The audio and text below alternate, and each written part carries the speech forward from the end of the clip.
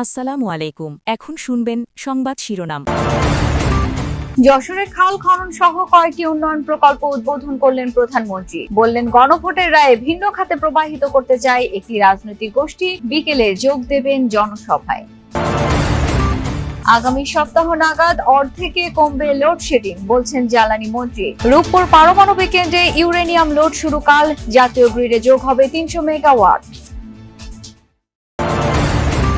কমছে আহমেদ প্রকোপ, সিলেটে আরো এক শিশুর মৃত্যু। সময় মতো টিকাদানে ব্যর্থতার কারণ জানাতে কমিটিকে 2 সপ্তাহ সময় দিলেন হাইকোর্ট।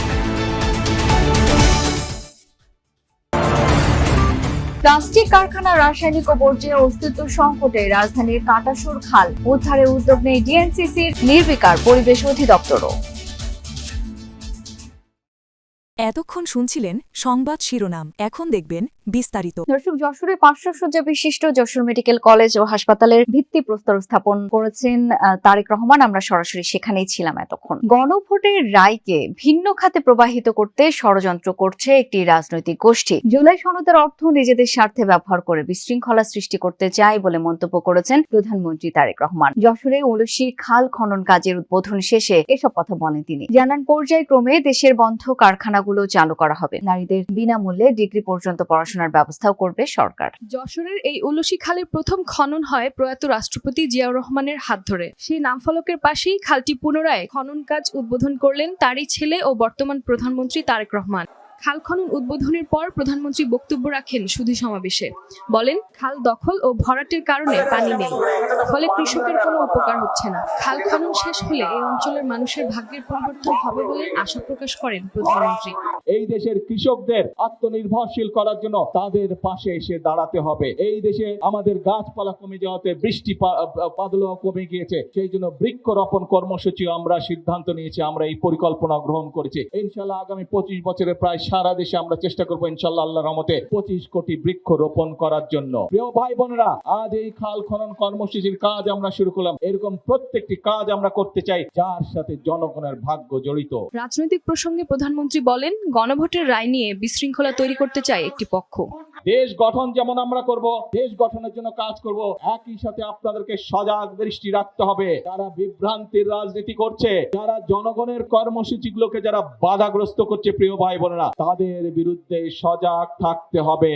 প্রধানমন্ত্রী বলেন, বিগত সরকারের সময় মেগা প্রজেক্ট ছিল মেগা দুর্নীতির কারখানা। বন্ধ থাকা কলকারখানাগুলো পর্যায়ক্রমে চালু করা হবে বলে আশ্বাস দেন তিনি। 2-4 মাসের মধ্যে ইনশাআল্লাহ বাংলাদেশের অনেকগুলো বন্ধ হয়ে যাওয়া কলকারখানা আবার চালু করা সম্ভব হবে। তারেক রহমান জানান, বিনামূল্যে আগামী সপ্তাহের মধ্যে বিদ্যুৎ পরিস্থিতির উন্নতি হতে শুরু করবে, এমনটা মনে করেন বিদ্যুৎ ও জ্বালানি মন্ত্রী ইকবাল হাসান মাহমুদ। নবায়নযোগ্য জ্বালানি নিয়ে সিপিডি আয়োজিত অনুষ্ঠানে তিনি জানান, লোডশেডিং 1500 মেগাওয়াট থেকে 700-800 মেগাওয়াটে নেমে আসবে। বলেন, বৈশ্বিক সংকটে জ্বালানি তেল আমদানি খরচ $2 বিলিয়ন বেড়েছে। বিগত সরকার 56,000 কোটি টাকা বাকি রেখে গেছে। মন্ত্রী বলেন, বিদ্যুৎ খাতে অর্থের অপচয়ের নানা প্রকল্প করেছে বিগত আওয়ামী সরকার। বিশ্বব্যাংকের পরামর্শে বিদ্যুৎ খাতে বড় বড় সরকারি কোম্পানি করেছে। নবায়নযোগ্য জ্বালানি ছাড়া বিকল্প নেই। সোলার সিস্টেম বেসরকারি খাতে ছেড়ে দেবে সরকার। 25 বছরের জন্য জমি লিজ দেওয়া হবে। এছাড়া বিনিয়োগকারীরা চাইলে জমি কিনেও নিতে পারবেন বলেও জানান জ্বালানি মন্ত্রী। আগামী সপ্তাহের মধ্যে বিদ্যুতের অবস্থা কিছু ইমপ্রুভ করবে। কিছু কিছু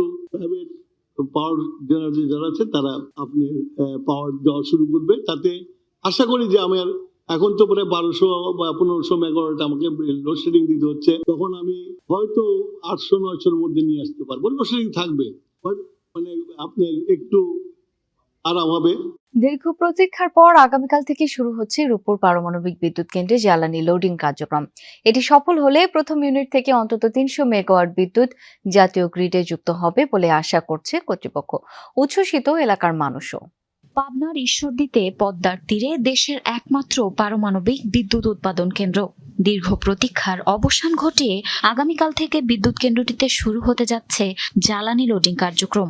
রূপপুর পারমাণবিক বিদ্যুৎ কেন্দ্রের ইউনিট 1-এর ডিজাইন অ্যান্ড কনস্ট্রাকশন লাইসেন্স পাওয়ার পর 2017 সালের 30 নভেম্বর প্রকল্পের নির্মাণ কাজ শুরু হয়। কাজ শেষে চলতি মাসের 16 তারিখে বাংলাদেশ পরমাণু শক্তি নিয়ন্ত্রণ কর্তৃপক্ষ প্রথম ইউনিটের জন্য কমিশনিং লাইসেন্স দেয়। রিঅ্যাক্টরে পারমাণবিক জ্বালানি লোডিং এর মধ্য দিয়ে শুরু হবে উৎপাদন প্রক্রিয়া। বাংলাদেশে বর্তমান যে কারেন্টের যে সংকট, এই সংকটের একটা বড় ভূমিকা পালন করবে আমাদের এই রূপপুর পারমাণবিক বিদ্যুৎ কেন্দ্র 28 তারিখের পরে থামছেই না হামের প্রকোপ। 15 মার্চ থেকে এখন পর্যন্ত হাম ও উপসর্গ নিয়ে প্রাণ হারিয়েছেন 259 জন। মোট শনাক্ত 36,631 জন। রাজধানীর হাসপাতালগুলোতে রোগীদের ভিড়, কোথাও কোথাও পর্যাপ্ত শয্যা না পেয়ে হামের রোগীদের রাখতে হচ্ছে মেঝেতে। ফলে এই সংক্রামক এই ব্যাধিটির ঝুঁকি বাড়ছে। চিকিৎসকরা বলছেন হাম শনাক্ত হওয়ার আগেই তা ছড়িয়ে পড়তে পারে। প্রাথমিক লক্ষণ হিসাবে তীব্র জ্বর, সর্দি দেখলেই পরিবারের সদস্যদের থেকে আলাদা করে কোয়ারেন্টাইনে পাঠানোর পরামর্শ তাদের। মহাখালী নগর স্বাস্থ্য কেন্দ্রে রয়েছেন। টিকা বিষয়ে আপনার কাছে জানতে চাই, হাসপাতালে ভর্তি, হাম আক্রান্ত এবং টিকা দেওয়ার যে কার্যক্রম দেখছেন সেটি জানাবেন আমাদের। সকাল থেকে রাজধানীর বিভিন্ন হাসপাতালে ছিলাম আমরা, কোভিড-19 ডেডিকেটেড হাসপাতাল ডিএনসিসি এবং একই সাথে সংক্রামক ব্যাধি হাসপাতাল, সেই হাসপাতালগুলোতে আমরা দেখেছি যে হামের যারা আক্রান্ত আছেন তাদের ভিড় বলা চলে। কোভিড-19 ডেডিকেটেড হাসপাতালে কিন্তু 416 জনের বেশি রোগী সেখানে ভর্তি আছেন এবং সংক্রামক। সারা দেশে হাম আক্রান্ত শিশুদের দ্রুত প্রয়োজনীয় ভ্যাকসিন দেওয়ার নির্দেশ দিয়েছেন হাইকোর্ট। সেই সাথে হামের টিকা দিতে ব্যর্থতা খতিয়ে দেখতে যে কমিটি গঠিত হয়েছে তারা কি কাজ করছে 2 সপ্তাহ পর তার প্রতিবেদন দেখবেন হাইকোর্ট। বিচারপতি রাজি কাল জলিল ও দেবাশিস রায়ের হাইকোর্ট বেঞ্চ এই আদেশ দেন। এর আগে 2 এপ্রিল দেশে হামের কারণে শিশুদের মৃত্যুর ঘটনায় উচ্চ পর্যায়ের তদন্ত কমিটি গঠন চেয়ে হাইকোর্টে রিট করা হয়। সেই সঙ্গে হামের প্রকোপ না কমা পর্যন্ত স্কুল বন্ধ রাখার নির্দেশনা চাওয়া হয়। রিটে বলা হয়, সময়মতো টিকাদান নিশ্চিত করতে ব্যর্থতা, টিকার প্রাপ্যতা বজায় রাখতে না পারা, স্বাস্থ্য সেবা সুবিধা ও জরুরি সাড়া প্রদানে ঘাটতি এসবই সংবিধানের সুস্পষ্ট লঙ্ঘন। যেহেতু রাষ্ট্রপক্ষ বলছে যে ইনভেস্টিগেশন কমিটি গঠন করা হয়েছে, তাহলে 2-3 উইকসের মধ্যে তারা যাতে এটার কমপ্লায়েন্স দেয় এবং আরেকটা আমাদের অর্ডার দিয়েছে যে ভ্যাকসিন প্রক্রিয়াটা যাতে চলমান থাকে এবং পরিপূর্ণভাবে সব। প্লাস্টিক কারখানার রাসায়নিক আর কঠিন বর্জ্যে বিষাক্ত রাজধানীর কাঁটাসুর খাল পাড় দখল করে গড়ে উঠেছে বেশ কয়েকটি কারখানা। সরাসরি খালে ফেলা হয় এসব কারখানার বর্জ্য। এর ফলে খালটিতে প্রাণের অস্তিত্ব পড়েছে সংকটে। যাদের এটি দেখার কথা সেই পরিবেশ অধিদপ্তর আর উত্তর সিটি কর্পোরেশন দেখাচ্ছে নানা অজুহাত। শাকিল হাসানের রিপোর্ট, ছবি এসআরএস আলীর। একসময় এই খালে ছিল পানি প্রবাহ। বুড়িগঙ্গা থেকে বসিলা এলাকায় 1.5 কিলোমিটার প্রবাহিত হয়েছে কাঁটাসুর খাল। পুরনো দিনের স্মৃতি স্থানীয়দের এখনো তরতাজা। ছোটবেলা থেকে নৌকা চলছে, সবসময় আমরা যাতায়াত করছি মোহাম্মদপুর থেকে বসিলা। 1000 ফুটা বোট চালাচ্ছেন হেন্দা এই মাহমুদ হেন্দা আমি যাত্রী নিয়ে আইতাম যেতাম। হয়তো কিছু না, সব আলাদা ভইরা লাগছে। সুখ স্মৃতির বিপরীতে অন্ধকার। খালটি এখন ধুঁকছে অস্তিত্ব সংকটে। পাড় ঘেঁষে গড়ে উঠেছে কারখানা। ভেতরে দেখা যায় মেশিনে প্লাস্টিক ভাঙা হচ্ছে, আরেকটি জায়গায় সেসব প্রক্রিয়াজাত করা হচ্ছে। সেখান থেকে রংযুক্ত রাসায়নিক ড্রেনের মাধ্যমে সরাসরি ফেলা হচ্ছে খালে। পানি তো খালে যাইতেছে। খালে কেন ফেলতেছেন? মেশিনের পানি তো